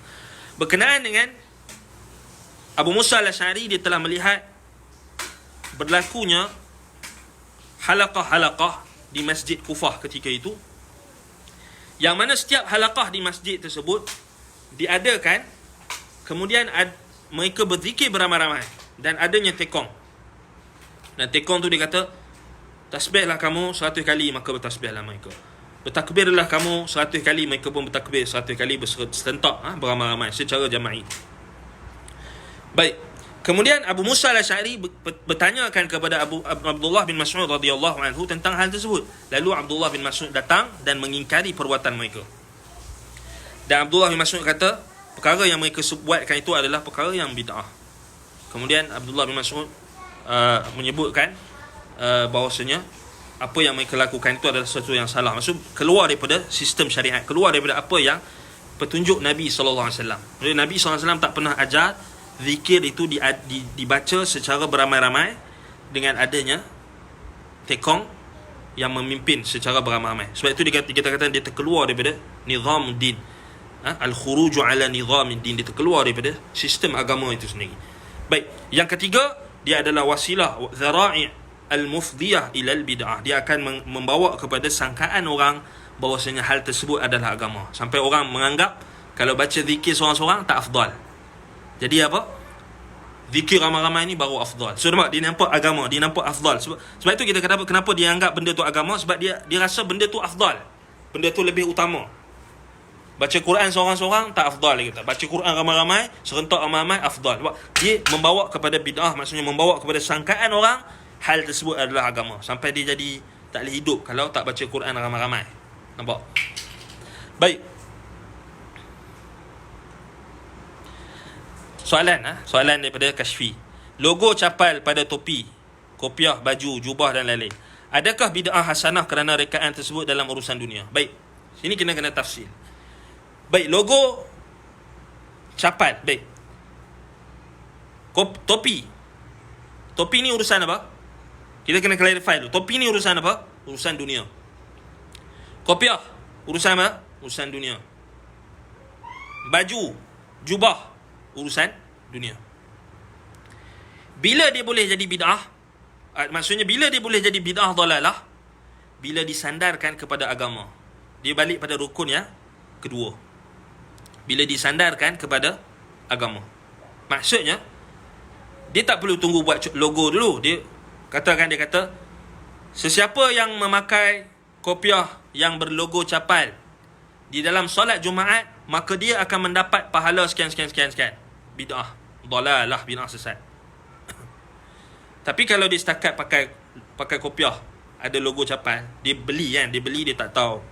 Pasal dia pergi dekat kedai tak ada dah kopiah lain, dia tengok ada kopiah logo capal, dia beli, dia pakai, dia pun tak tahulah fadilat ke apa, tak tahu, dia pakai. Bid'ah hasanah kan?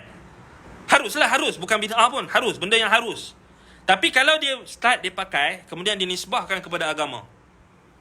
Dia kata siapa yang pakai kopiah yang ada logo capal, dia akan mendapat pahala, ataupun dia akan mendapat syafaat Nabi, ataupun dia akan mendapat sekian-sekian pahala. Kalau pakai tu sekian-sekian, dia akan dilindungi daripada malapetaka apa. Dia telah menyandarkan kepada agama. So nampak, dia telah menyandarkan kepada agama, maka jadi bid'ah dalalah. Baik. Itu maksud dia. Baik. Kemudian kita nak tengok rukun yang ketiga, alla yastanida hadha al-ihdath ila aslin syar'i bi tariqin khasin wala 'am. Baik, rukun yang ketiga, bid'ah ini hendaklah bid'ah perkara yang ihdath, perkara yang baharu tadi yang diada-adakan, tidak disandarkan ataupun tidak ada sandaran daripada mana-mana dalil syar'i ataupun asal syar'i. Sama ada dengan cara dengan metod yang khusus ataupun yang umum. Sama ada secara umum atau secara khusus. Apa contohnya kita akan tengok. Baik, dalilnya Nabi sallallahu alaihi wasallam kata apa? Man ahdatha fi amrina hadha ma laysa minhu. Nabi kata ma laysa minhu. Barang siapa yang mengada-adakan dalam urusan kami, perkara baharu di dalam urusan kami, dalam urusan kami, agama kami. So itu rukun yang kedua kan. Ma laysa minhu ni rukun ketiga. Ma laysa minhu yang tidak ada asal, yang tidak ada dalil daripada syariat, sama ada umum ataupun khusus. Baik. Sebab itu kita kata dia mesti tidak ada sandaran daripada syariat. Baik, terkeluarlah daripada rukun yang ketiga ini apa yang ada asal syariat. Sama ada secara am ataupun khusus. Secara umum atau khusus. Contohnya,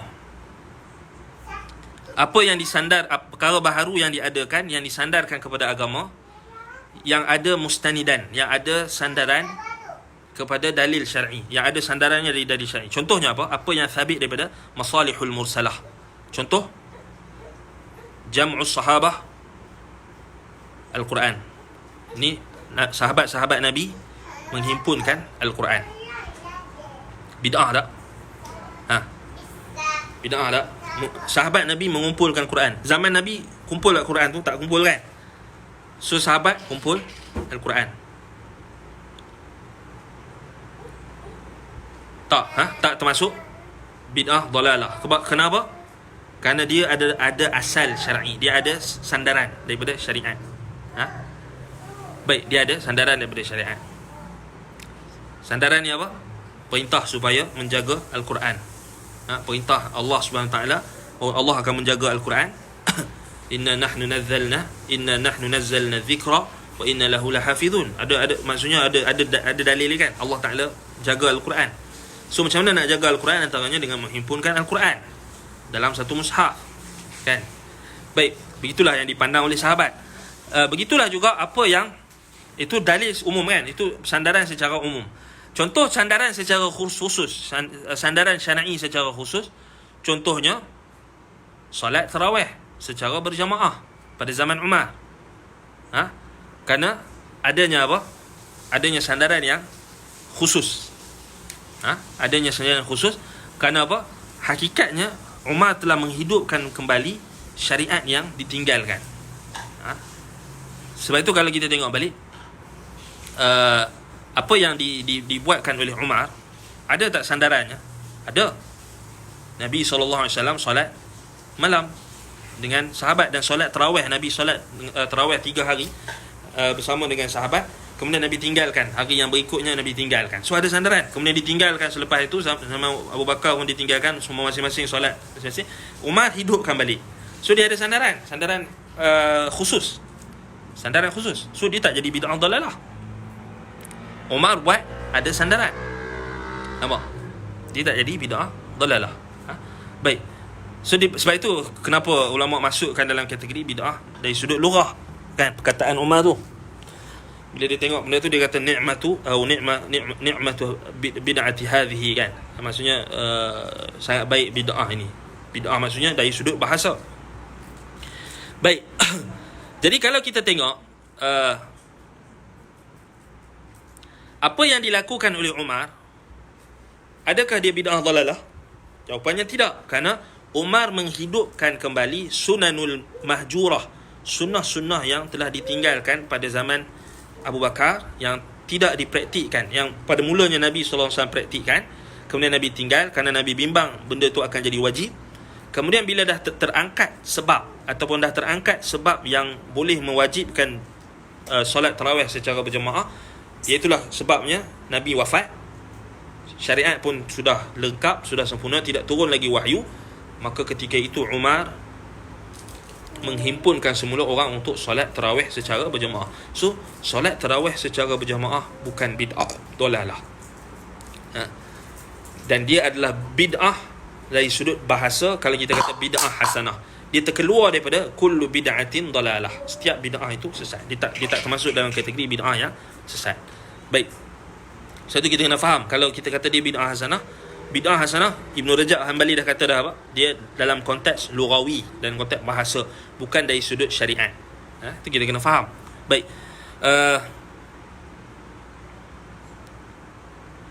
Adapun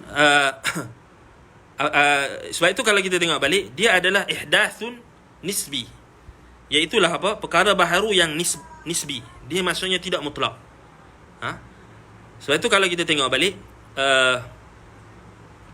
apa yang menjadi bid'ah di dalam agama apabila ianya tidak ada dalil di dalam syariat. Nampak? So Umar buat solat tarawih berjamaah, ada dalil? Ada dalil, kan? Sekarang ni kita buat maulid Nabi, ada dalil lah? Tak ada dalil. Apa lagi?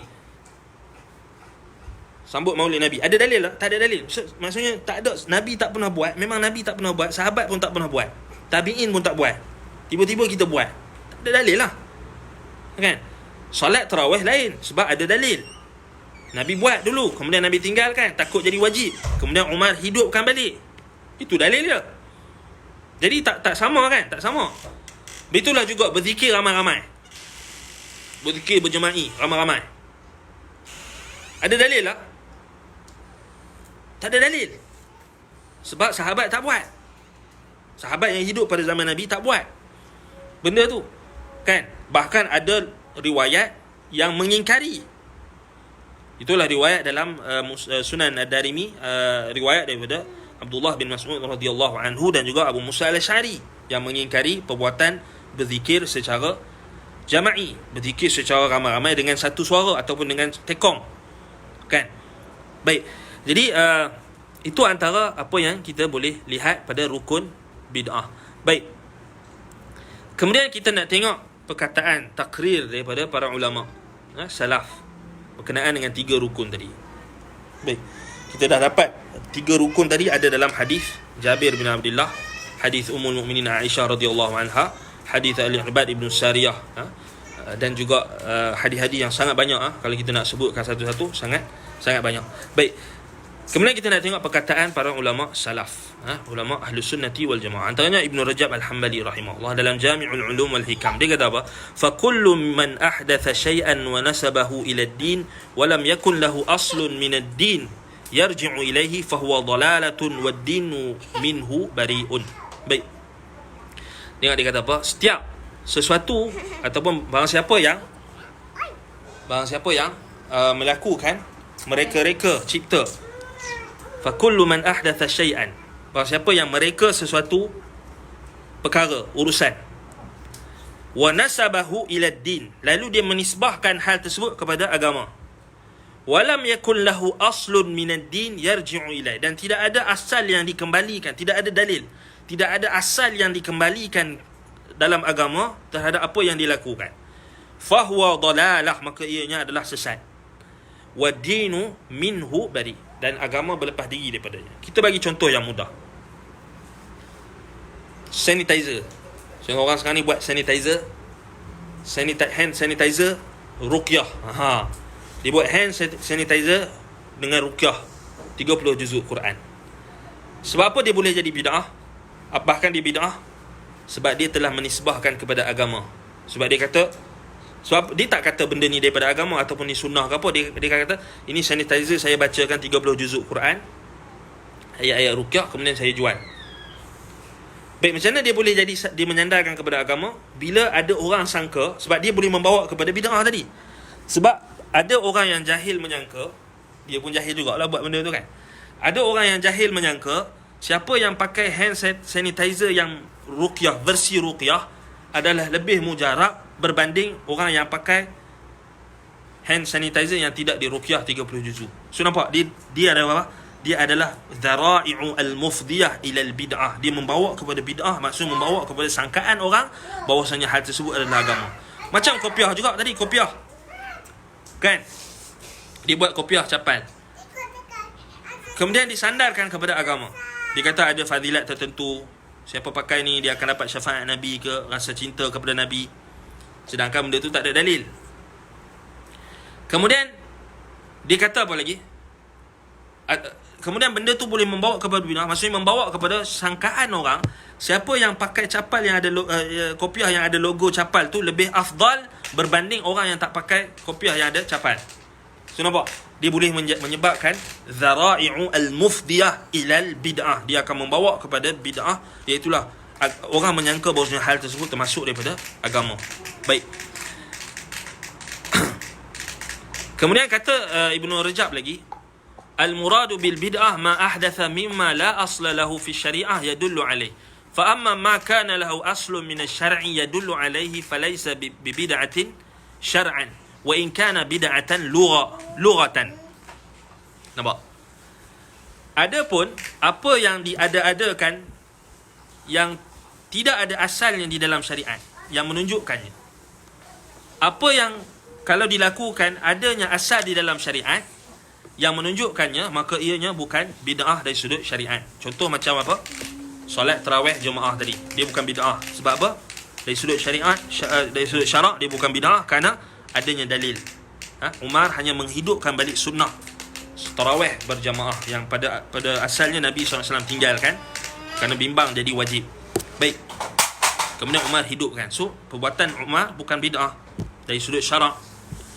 Kemudian kata Ibn Rajab, wa in kana bid'atan lughah, walaupun ianya boleh berlaku bid'ah itu, maksudnya ditinjau dari sudut bahasa. Itu yang dimaksudkan oleh Umar, bid'ah yang baik. Baik. Maksudnya ditinjau dari sudut bahasa. Baik. Kemudian kata Ibn Hajar rahimahullah, Al-Hafidh Ibn Hajar Al-Asqalani rahimahullah, dia kata apa?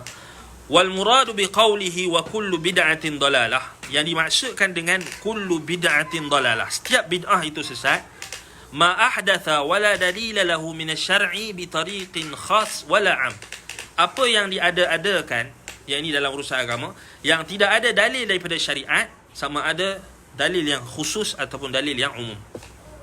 Nampak? Tak ada dalil.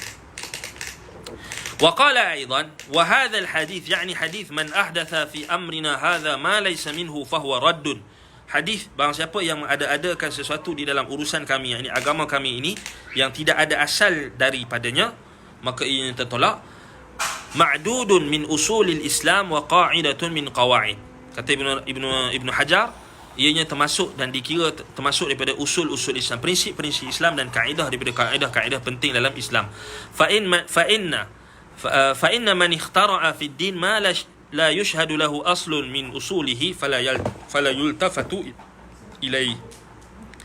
Maksudnya, barang siapa yang mereka cipta dalam urusan agama apa yang tidak ditunjukkan oleh dalil ataupun asal, yakni prinsip daripada prinsip-prinsip syariat, maka wala yultafatu ilaihi, maka tidak boleh kita memandang dan tidak boleh kita menganggap hal tersebut adalah dibolehkan.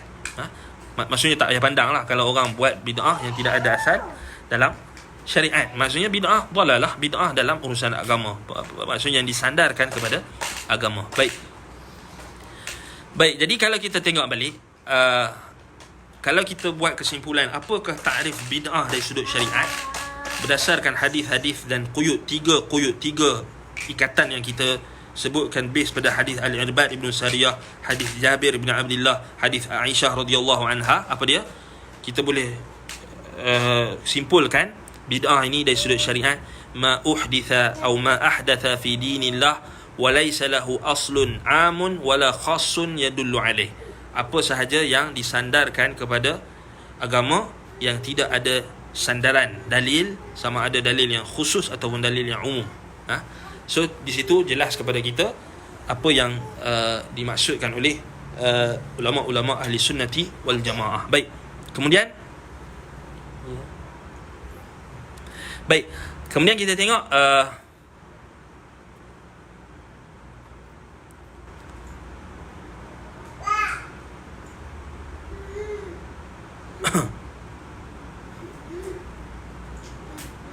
kita nak tengok apa kaitan antara ibtida' bid'ah tu dengan ihdath. Sebab Nabi kata wa iyyakum wa muhdatsatil umur, fa inna kulla muhdatsatin bid'ah. Apa maksud ihdath? Perkara yang baru diadakan. Bid'ah yang lebih khusus iaitu dalam agama. Kalau kita tengok kaitannya sangat jelas lah. Kita dah sebut sebenarnya pada awal tadi, benda yang ihdath ini apa yang syai'un mukhtara' atau asy-syai'ul mukhtara' alladhi laysa alaihi mithalun sabiqun, laysa ala mithalin sabiqin, yang sesuatu yang direka, diada-adakan, yang tidak ada contoh yang menunjukkan akan hal tersebut pada sebelumnya, tidak ada contoh sebelumnya. Jadi kalau kita tengok balik apa kaitan dia? Kaitan dia sangat jelas lah. Kalau kita tengok balik lafaz bid'ah ini dia lebih lafaz ihdath ini dia lebih umum. Adapun lafaz bid'ah dia lebih khusus. So kat sini kena faham. Kita kena faham. Contohnya, kita bagi contoh. Bid'ah itu dia merujuk kepada al-amrul mukhtara'ul madhmum fi din al-khassah. So benda-benda baharu yang diadakan, yang direka cipta, yang tercela di dalam agama secara khusus. So dia dalam urusan agama. Sebab tu kita kata Facebook bukan bid'ah, sebab dia bukan dalam urusan agama, kan? Adapun muhdathah, al-muhdath, dia adalah lebih umum. Dia boleh jadi perkara baharu yang direka cipta, sama ada dalam urusan agama atau urusan yang bukan agama, urusan dunia. Sebab itu kita kata dia lebih umum. Jadi apa kaitan dia? Kita kata kaitan dia sangat jelas. Ihdath, ini muhdath, benda baharu, dia lebih umum daripada ibtida', dia lebih umum daripada bid'ah. Kerana ihdath, lafaz ihdath itu lebih meliputi setiap perkara yang direka cipta, yang diada-adakan, sama ada dalam urusan agama ataupun dalam urusan dunia, sama ada yang tercela ataupun yang tidak tercela, maka ia masuk dalam kategori ihdath. Termasuk ihdath juga dalam syariat adalah melakukan maksiat. Dalil apa? Dalil hadis riwayat Imam Al-Bukhari dan Imam Muslim berkenaan dengan dosa ataupun ancaman bagi orang yang melakukan kezaliman ataupun dosa di tanah haram. Nabi kata, man ahdatha au man ahdatha fiha hadathan au awa muhdithan fa'alaihi la'natullah wal malaikatu wan nasu ajma'in la yaqbalu minhu sarfan wala adla. So Nabi bagi tahu ancaman bagi orang yang buat dosa di tanah haram. So ancaman dia lebih dahsyat. Nabi kata, barang siapa yang man ahdatha hadathan, barang siapa yang buat maksiat, itu makna asalnya. Kalau buat maksiat pun kena laknat. Buat bid'ah lagi dahsyat lah kalau buat bid'ah dekat tanah haram. Man ahdatha fiha hadathan, barang siapa yang buat dosa. Au awa muhdithan, ataupun melindungi pelaku dosa, maka dia akan mendapat apa?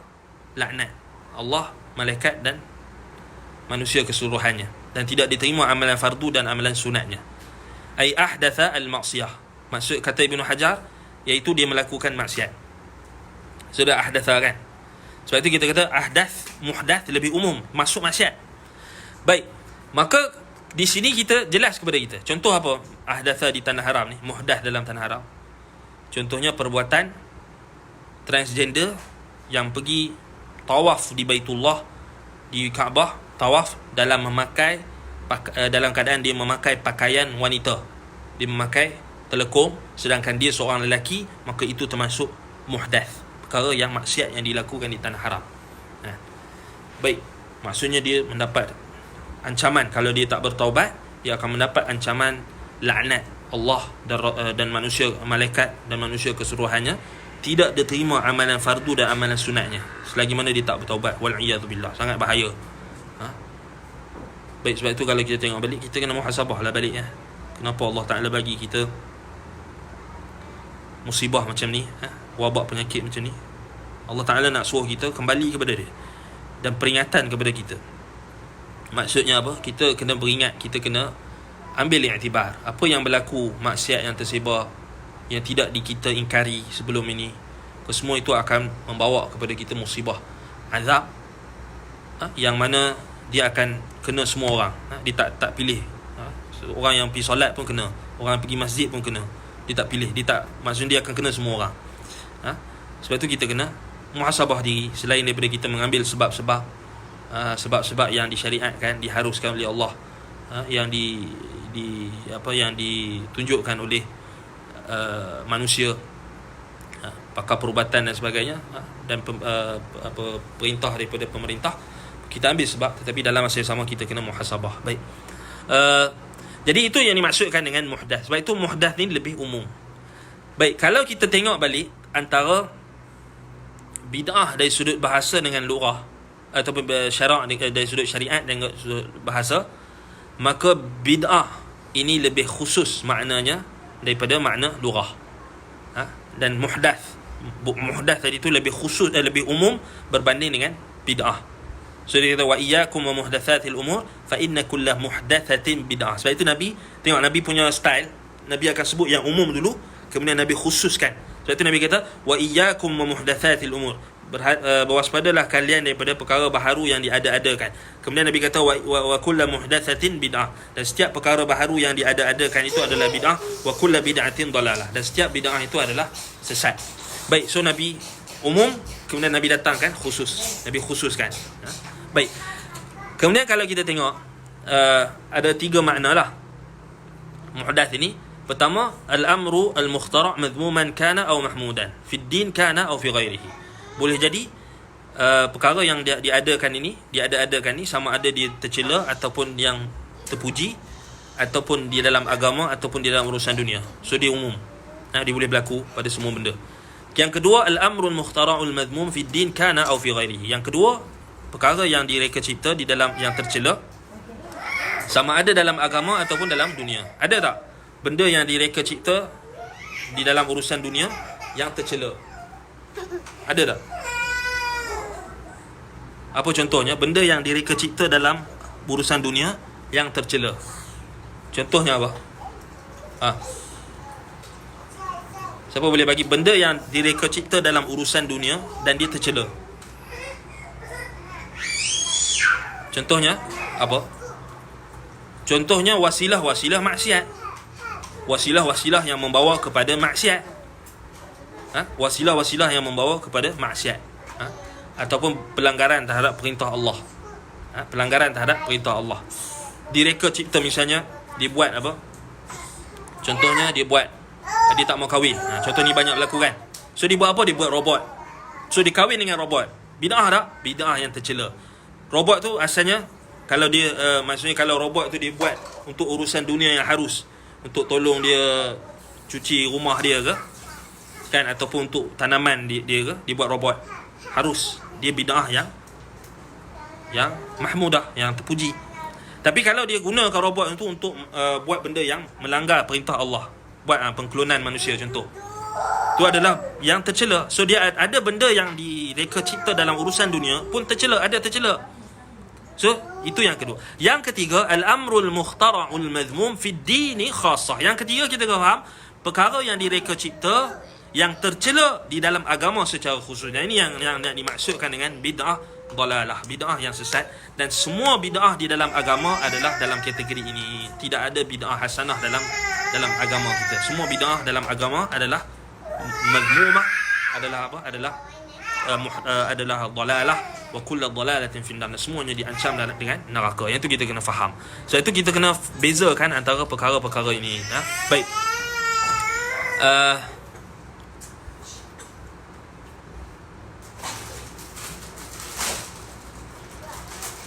Baik, kemudian kita nak tengok apa kaitan antara sunnah dengan bid'ah.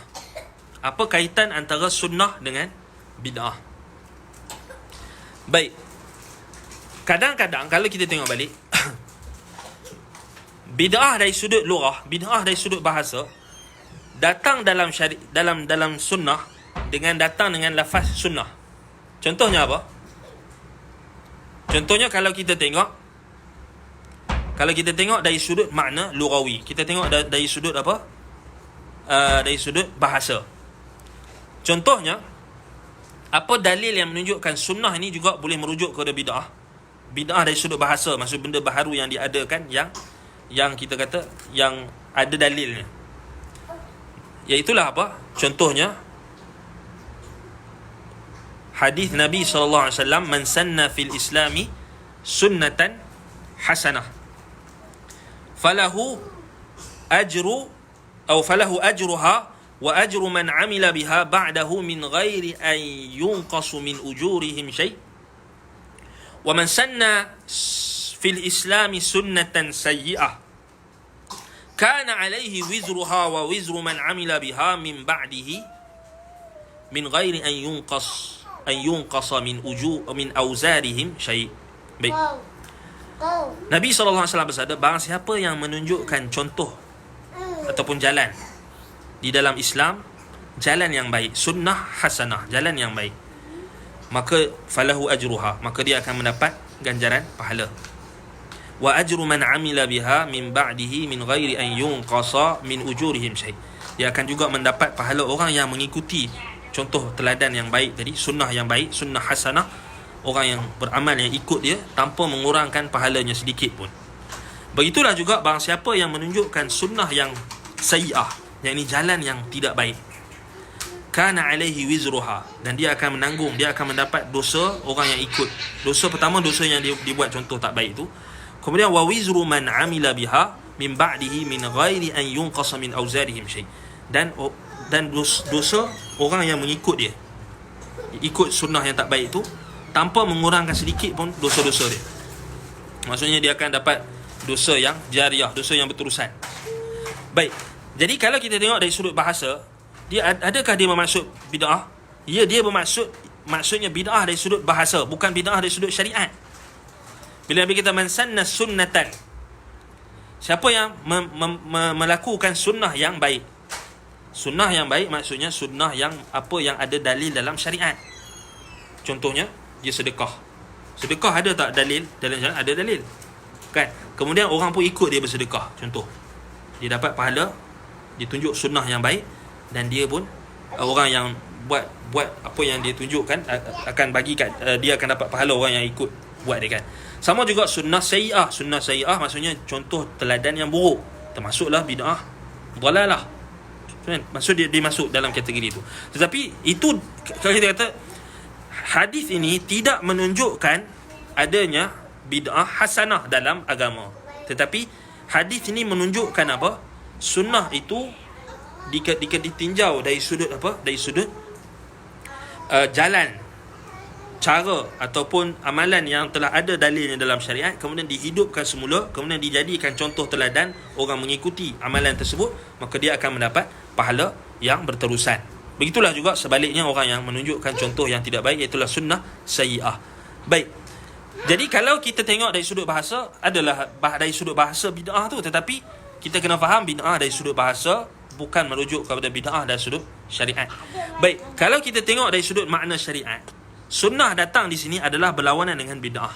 Sunnah yang dimaksudkan dalam hadis berlawanan dengan bid'ah. Kerana sunnah itu secara syariatnya ia bermaksud tariqatun Nabi sallallahu alaihi wasallam wa ashabuhu, jalan Nabi dengan sahabat. Adapun bid'ah makana mukhalifan li tariqin Nabi sallallahu alaihi wasallam wa ashabuhu. Adapun bid'ah apa yang menyelisihi jalan Nabi sallallahu alaihi wasallam dan para sahabatnya. Sebab itu kalau kita tengok balik, sunnah dengan bid'ah adalah apa? Lafdhani mutaqabilan. Dia adalah lafaz yang saling bertentangan. Kita tak boleh kata sunnah ni boleh bersatu dengan bid'ah. Sunnah pasti akan dia akan lawan. Dia takkan bersatu dengan bid'ah dengan sunnah, takkan bersatu. Ibarat air dengan minyak. Ibarat apa? Ibarat air dengan minyak. Ibarat cahaya dengan kegelapan. Maksudnya dia takkan bersatu, sebab dia akan bertentangan dan berlawanan. Baik. Sebab itu kalau kita tengok balik, antara dalil yang lain menunjukkan kaitan antara sunnah dengan bid'ah ini yang perlu kita faham, iaitulah apabila Nabi sallallahu alaihi wasallam sebutkan berkenaan dengan apa? Fa inna likulli 'abidin syarrah wa likulli syarrah fatrah fa imma ila sunnati wa imma ila bid'ah faman kana fatratuhu ila sunnah faqad ihtada wa man kanat fatratuhu ila ghairi dhalika faqad halaka. Nabi sallallahu alaihi wasallam beritahu setiap daripada kalian hamba ini, kita ni, orang yang beribadat ni, dia ada rasa malal ataupun ada rasa tak semangat dan ataupun ada dia punya semangat dia, ataupun ada dia punya rasa semangat, rasa down dan sebagainya. Dan orang yang menghala maksudnya fatrah ni maksudnya min futur, kita rasa putus, kita rasa macam down, ataupun kita rasa futur, kita rasa malas mengaji, kita rasa macam bosan, dia akan ada kata. Sebab itu Nabi kata, siapa yang fatrahnya ini, siapa yang perasaan bosan dia itu kembali kepada apa? Sunnah, maka dia akan mendapat petunjuk. Faman kanat fatratuhu ila sunnatin faqad ihtada. Barang siapa yang rasa futurnya tadi kembali kepada sunnah, maka dia mendapat petunjuk. Wa man kanat fatratuhu ila ghairi dhalika faqad halaka. Barang siapa yang rasa bosan dia itu bila dia bosan, dia pergi buat maksiat contohnya, ataupun buat bid'ah, maka dia akan musnah, dia akan celaka. So, sebab itu kita tengok sunnah ni, kalau kita banyak kan, sunnah ni ada macam-macam. Sunnah yang kita kena pelbagaikan. Maksudnya tak semestinya kita contoh macam kita bagi contoh berzikir kan. Ada banyak lafaz-lafaz zikir yang Nabi sallallahu alaihi wasallam ajarkan, menunjukkan apa? Kalau kita kadang-kadang kita akan rasa macam kita macam rasa macam down dan sebagainya, kita tukar zikir ni, zikir yang sahih daripada Nabi SAW yang pelbagai tersebut. Baik, supaya kita punya fatrah, kita rasa futur, kita punya rasa down tadi itu kita tak halakan kepada benda yang bukan sunnah.